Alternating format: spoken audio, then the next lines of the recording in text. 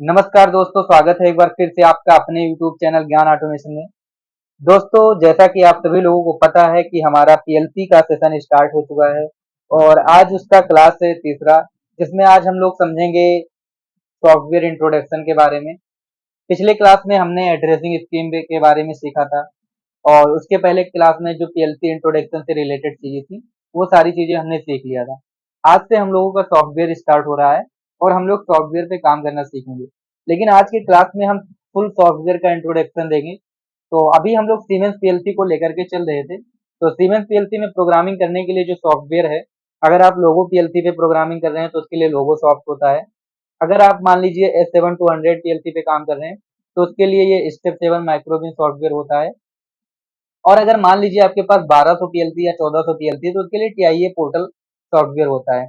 तो अभी हम लोग जो भी काम करेंगे वो टीआईए पोर्टल के अंदर करेंगे। तो अभी हम आज टीआईए पोर्टल का फुल इंट्रोडक्शन देखेंगे।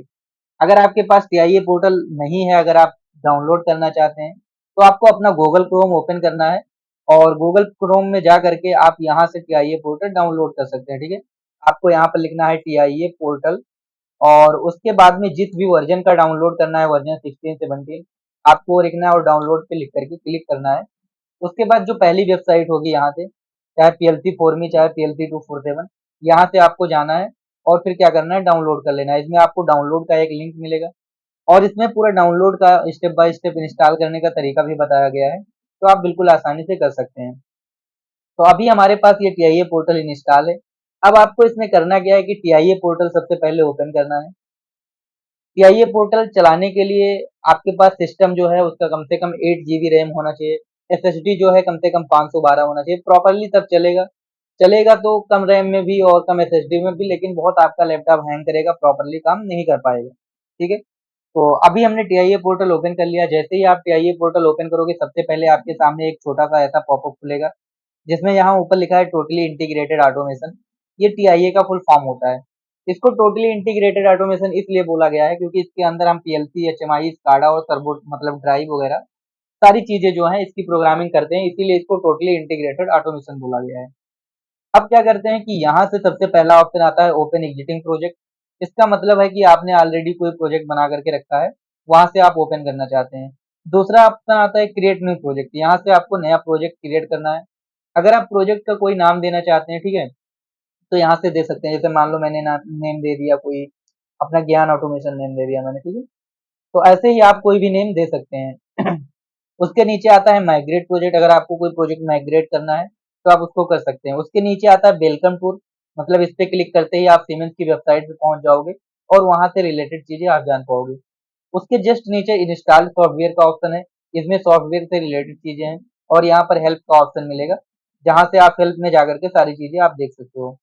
तो अभी क्रिएट न्यू प्रोजेक्ट में करना है, आप यहाँ से प्रोजेक्ट का नेम दे दीजिए। तो मैंने ज्ञान ऑटोमेशन नेम दे दिया। ठीक है, और उसके बाद यहाँ से आप क्रिएट कर सकते हो। यहाँ पर पाथ है, मतलब आप सेव कहाँ करना चाहते हो उसके अकॉर्डिंग ये जा करके उस जगह पर सेव हो जाएगा। ठीक है, उसके बाद जैसे ही आप प्रोजेक्ट क्रिएट करोगे तो आपके सामने एक नया पेज ओपन होकर के आ जाएगा। ठीक है, आपको वेट करना है क्योंकि अगर आपका सिस्टम स्लो है थोड़ा सा टाइम ले सकता है, 1 से 2 मिनट। तो फिर आपको सॉफ्टवेयर वगैरह कट नहीं करना है क्योंकि अगर कट कर दोगे तो प्रोसेस फिर से आपको दोबारा स्टार्ट करना पड़ेगा। ठीक है, तो अभी जैसे मैंने क्रिएट प्रोजेक्ट पे क्लिक किया तो अभी आप देख रहे थे थोड़ा सा ये लोडिंग हुआ और लोडिंग होने के बाद इधर साइड का आपका एक नया ऑप्शन खुल के आ गया। पहले ये सारा ऑप्शन नहीं था। यहाँ पे स्टार्ट हो गया, कॉन्फ़िगर डिवाइस हो गया, राइट पीएलसी प्रोग्राम हो गया, कॉन्फ़िगर टेक्नोलॉजी ऑब्जेक्ट हो गया, कॉन्फ़िगर एचएमआई स्क्रीन हो गया। तो कॉन्फ़िगर डिवाइस का मतलब होता है कि जो आप पीएलसी कनेक्ट करना चाहते हो आप यहाँ से कॉन्फ़िगर कर सकते हो। अगर आपको कुछ प्रोग्राम लिखना है तो यहाँ से आप प्रोग्राम लिख सकते हो। कॉन्फ़िगर टेक्नोलॉजी ऑब्जेक्ट, इसका मतलब होता है कि जो टेक्नोलॉजी वाली ऑब्जेक्ट होती हैं, जैसे स्टपर हो गया, सर्वो की मैं बात कर लूँ, वो सारी चीजें अगर आप ऐड करते हो तो यहाँ से कॉन्फ़िगर कर सकते हो। अगर आप एचएमआई स्क्रीन ऐड कर रहे हो तो यहाँ से कॉन्फ़िगर कर सकते हो। लेकिन हम क्या करेंगे, यहाँ से कोई चीज नहीं करेंगे, हम ओपन द प्रोजेक्ट व्यू पे जाएंगे और यहाँ से ओपन कर लेंगे क्योंकि ये सारी चीजें हमें कहाँ अंदर मिल जाएंगी। ठीक है, अब जैसे ये पेज आपके सामने ओपन होगा तो यहाँ पर आपको एक ऐड न्यू डिवाइस का ऑप्शन मिलेगा। आपको इस पे क्लिक करना है, ऐड न्यू डिवाइस पे, और जैसे ही आप इस पे डबल क्लिक करोगे तो यहाँ पर आपके सामने एक ऑप्शन खुल करके आएगा जिसमें सबसे पहले कंट्रोलर का ऑप्शन है, फिर एचएमआई का, फिर पीसी सिस्टम का। अभी आप पीएलसी पे काम कर रहे हो तो आपको कंट्रोलर पे सिलेक्ट करना है। उसके बाद जो भी पीएलसी आप ऐड करना चाहते हो ऐड कर सकते हो। मान लीजिए मैं 1200 का सीपीयू का कोई एक पीएलसी ऐड कर रहा हूँ 1214 सीडीसी डीसी। ओके, इसमें से आपके पास 3 मॉडल है, आप कोई सा भी मॉडल ऐड कर सकते हो। तो मेरे पास जो हाईएस्ट वर्जन का है, वर्जन 4.4, इसको मैं ऐड करता हूँ। ठीक है, जैसे ही आप पीएलसी को ऐड करोगे, ठीक है, तो इसमें आपको कुछ चीजें देखने को मिलेंगी। जैसे जब मैंने पीएलसी के टाइप के बारे में बताया था, तो आपको मॉडुलर और नॉन मॉडुलर बताया था। ठीक है, तो आपको ये पता था कि मॉडुलर पीएलसी में हम इनपुट आउटपुट को ऐड कर सकते हैं, लेकिन फिर आपके मन में एक सस्पेंस था कि सर हम कितना इनपुट आउटपुट का मॉड्यूल ऐड कर सकते हैं। तो उस टाइम मैंने ये बताया था कि जब आप सॉफ्टवेयर ओपन करोगे, फिर वहां से कंफर्म हो जाएगा कि आप इस पीएलसी में कितना इनपुट आउटपुट मॉड्यूल ऐड कर सकते हो, या तो फिर आप इस पीएलसी का मैनुअल डाउनलोड करके पता कर सकते हो। तो अभी जैसे मैंने इस पीएलसी को ऐड किया, तो अभी यहाँ पर आपको 1 नंबर से लेकर के 9 नंबर तक के स्लॉट दिख रहे होंगे। तो 1 नंबर में तो पीएलसी लगा हुआ है, बाकी का 9 नंबर तक खाली है, मतलब टोटल 8 ब्लॉक जो है इसमें खाली है। तो आपके सामने से जो आपका राइट होगा, उधर हम लोग क्या करेंगे, पीएलसी का इनपुट आउटपुट मॉड्यूल ऐड कर सकते हैं। और जो आपका लेफ्ट होगा, इधर हम लोग क्या करते हैं, कम्युनिकेशन मॉड्यूल ऐड करते हैं। जैसे अभी यहाँ पर ईथरनेट कम्युनिकेशन के लिए, बट मान लीजिए आपको सीरियल कम्युनिकेशन करना है, तो आपको क्या करना है, आप यहाँ पर मॉड्यूल ऐड कर सकते हैं। आप एक्सटर्नल बाहर से पीएलसी के साइड में ला करके मॉड्यूल लगा दीजिए और यहाँ भी ऐड कर दीजिए। मॉड्यूल कैसे ऐड करते हैं उसको देखते हैं। हम मान लेते हैं कि हमें डिजिटल इनपुट का मॉड्यूल ऐड करना है, तो यहाँ पर हम डिजिटल इनपुट में जाएंगे। आप 16 इनपुट का मॉड्यूल ऐड करना चाहते हो, 8 इनपुट का कैसे आप ऐड करना चाहते हो, आप यहाँ से ले लो।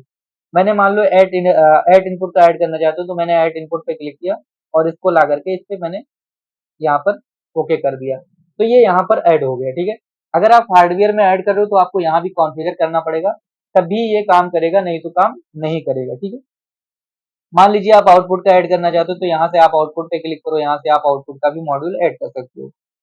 उसके ऊपर देखोगे तो यहाँ पर बैटरी बोर्ड लगा हुआ है। ठीक है, बैटरी बोर्ड भी हम ऐड कर सकते हैं। ठीक है, तो बैटरी बोर्ड यहाँ बीच में हम लोग ऐड कर सकते हैं। यहाँ पर एक ऑप्शन दिख रहा होगा बीच में, ये ब्लैक मतलब खाली जगह होता है, यहाँ पर ढक्कन लगा होता है, उसको आप पीएलसी से ओपन करोगे तो यहाँ पर आप लगा सकते हो। मान लो आपको क्या करना है कि सीरियल कम्युनिकेशन के लिए लगाना है, जिसे सिग्नल बोर्ड बोलते हैं, तो आप बीच में ही सिग्नल बोर्ड को ऐड कर सकते हो। मतलब या तो आप सिग्नल बोर्ड लगा लो, या तो आप बैटरी बोर्ड लगा लो। ठीक है, सिग्नल बोर्ड में भी कई सारी चीजें हैं, जैसे कि कम्युनिकेशन के लिए है, डिजिटल इनपुट आउटपुट के लिए। मान लो आपके पास 6 डिजिटल आउटपुट हैं, आपको 2 डिजिटल आउटपुट की जरूरत सिर्फ है, तो आप पूरा आप मॉड्यूल मत खरीदो ना जिसमें 16 डिजिटल आउटपुट हो या इनपुट हो, या मतलब 8 डिजिटल इनपुट हो। आप क्या करो, एक यहाँ पर सिग्नल बोर्ड लेकर के लगा सकते हो, जिसके अंदर 2 डिजिटल इनपुट आउटपुट वाला मिल जाएगा आपको। मतलब अगर छोटा पर्पज है तो आप यहाँ से सिग्नल बोर्ड लेकर के लगा सकते हो। अगर आपको ज्यादा इनपुट आउटपुट बढ़ाना है तो आप डायरेक्टली इसका मॉड्यूल ही खरीद लो इनपुट आउटपुट का। ठीक है, तो ये तो बात हो गई इनपुट आउटपुट का मॉड्यूल वगैरह ऐड करने के लिए। अब पीएलसी ऐड करने के बाद मान लीजिए हमको प्रोग्राम बनाना है, तो प्रोग्राम बनाने के लिए हम लोग यहाँ पर पीएलसी के जस्ट नीचे देखेंगे तो प्रोग्राम ब्लॉक का ऑप्शन दिखेगा, इस पे आपको क्लिक करना है। क्लिक करने के बाद इसमें से आपको एक मेन ब्लॉक बना हुआ रहेगा, और यहाँ पर ऐड न्यू ब्लॉक का ऑप्शन भी दिखता है। तो अभी आपको मेन ब्लॉक में जाना है। मेन ब्लॉक में जब आप जाओगे तो इसमें आप प्रोग्राम बना सकते हो। ठीक है, तो अभी मैंने मेन ब्लॉक में क्लिक कर दिया। अब इसमें मान लीजिए आपको प्रोग्राम बनाना है, आप यहाँ से एक एनओ ले सकते हैं, यहाँ से आप एक एनसी ले सकते हैं, यहाँ से आउटपुट ले सकते हैं, और यहाँ से आप होल्डिंग कर सकते हैं। ठीक है, यहाँ से मैंने होल्डिंग कर दिया। अब आप यहाँ पर एक एड्रेस दे सकते हैं, जैसे इसको मैंने दे दिया M0.0। ठीक है, आप आई भी दे सकते हो, मैंने एड्रेसिंग स्कीम आपको बताया था। आप यहाँ पर I0.0 भी दे सकते हैं। ठीक है, उसके बाद आप यहाँ से I0.1 दे सकते हैं, और उसके बाद में आप यहाँ पर आउटपुट को Q0.0 दे सकते हैं, और Q0.0 से ही हमने होल्डिंग कर दिया। इस तरीके से हम एक प्रोग्राम इसमें लिख सकते हैं। अब प्रोग्राम लिखने के बाद हमें क्या करना होता है, हमें डाउनलोड करना होता है पीएलसी के अंदर। अगर आपके पास पीएलसी नहीं है तो हम सिमुलेशन में भी डाउनलोड करके चला सकते हैं। तो सिमुलेशन में कैसे डाउनलोड करके चलाते हैं, क्योंकि सब लोग घर पे होंगे, सबके पास पीएलसी नहीं होगा, मुझे पता है। तो सिमुलेशन में कैसे हम डाउनलोड करके प्रैक्टिस करते हैं, वो मिलेगा आपको नेक्स्ट क्लास में। तो ये था पीएलसी का इंट्रोडक्शन जो सॉफ्टवेयर से रिलेटेड था। आप लोग के पास अगर सॉफ्टवेयर है तो आप ओपन करिए और यहाँ तक का आइए, आप पीएलसी ऐड करिए, प्रोग्राम बनाइए। इतना प्रैक्टिस करने के बाद हम मिलेंगे अब आपको नेक्स्ट क्लास में, जिसमें हम आपको फिर से सिमुलेशन में कैसे ऑपरेट करते हैं, कैसे इसको ऑन ऑफ करके चेक करते हैं, वो फुल डिटेल में आपको बताएंगे, और होल्डिंग कैसे करते हैं। तो उसके बाद स्टेप बाय स्टेप हम timer, counter, comparison, match function, जितनी भी चीजें हैं उन सब पे बढ़ेंगे। तो मुझे उम्मीद है कि आपको ये वीडियो पसंद आया होगा, और अगर वीडियो थोड़ा सा भी पसंद आया तो चैनल को सब्सक्राइब कर लेना, और वीडियो को ज्यादा से ज्यादा लोगों के पास तक शेयर करना, ताकि ये फ्री का नॉलेज उनको भी मिले। जय हिंद, जय भारत।